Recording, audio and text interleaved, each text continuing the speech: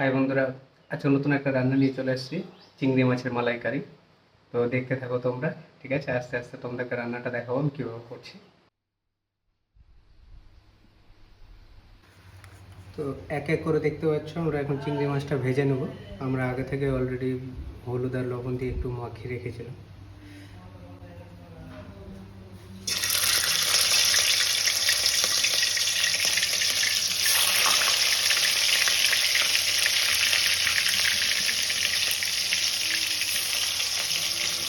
চিংড়ি মাছটা একদম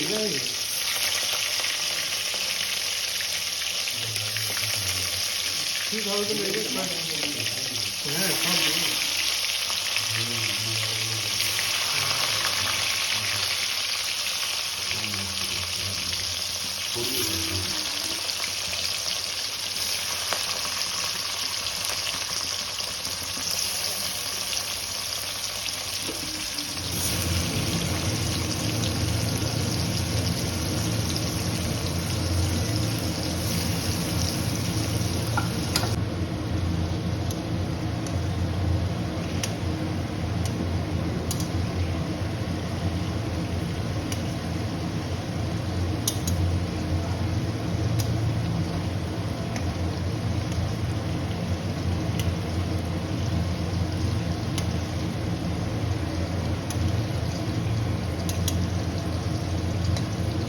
আমরা এখন ফোড়নে দিয়ে দেবো। যে কিছুটা দেখতে পাচ্ছ, লবঙ্গ, দারচিনি আর এলাচ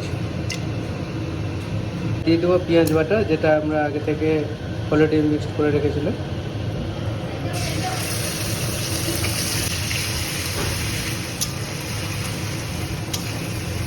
তো তোমরা তো জানোই আমরা চিংড়ি মাছের মালাইকারি করছি। তো আমি একটা স্পেশাল একটা মশলা আমি রেডি করছি, তো তোমাদেরকেও দেখাবো। 1 চামচ সরষা, 1 চামচ মৌরি, কিছুটা দেখতে পাচ্ছ কাজু আছে, ঠিক আছে, কিছুটা পরিমাণে কাজু দিচ্ছি। আর আমরা এখানে কোনো জল দেবো না, ঠিক আছে। আমরা জাস্ট আমাদের যে টক দইটা আছে, এই টক দইটা দিয়েই আমরা পুরো মিক্সার মেশিনে মিক্সড করবো। তো পরিমাণ মতো টক দই দিয়ে দিলাম।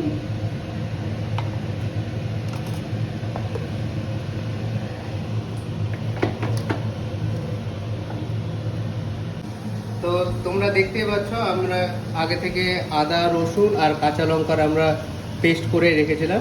এখন এটা আমরা দিয়ে দেবো।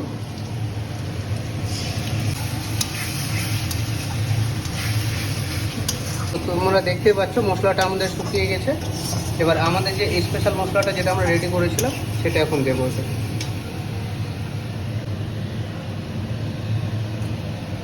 এই যে দেখতে পাচ্ছ যে স্পেশাল মশলাটা রেডি করেছিলাম সেটা এখন দিয়ে দিচ্ছি।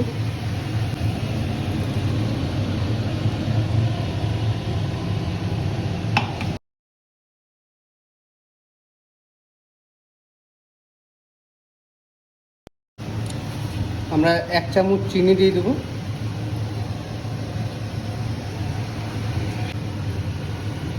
ঠিক এতটা পরিমাণে আমরা বাটার দিয়ে দেবো।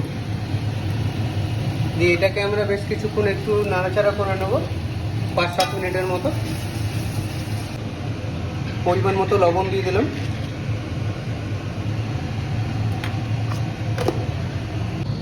তো যেমন কি তোমরা দেখতে পাচ্ছ, আমরা 5-6 মিনিট মশলাটাকে আমরা কষিয়ে নিয়েছি। তো মশলাটা থেকে খুব সুন্দর একটা কালার এসছে, আর এর থেকে খুব সুন্দর একটা স্মেলও বেরিয়েছে। তো এবার আমাদের ফোটানো যে গরম দুধ, যেটা ভাগীরথীর লিকুইড, সেটা আমরা এখন দিয়ে দেবো ঠিক এই পরিমাণে। তারপর আমাদের যে চিংড়ি মাছটা আমাদের ভেজে রাখা রয়েছে সেটা আমরা দিয়ে দেবো।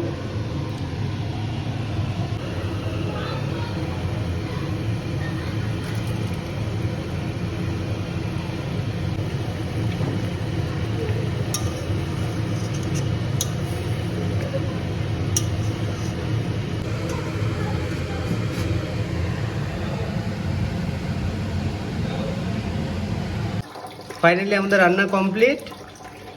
দেখতেই পাচ্ছ কত সুন্দর কালার এসছে।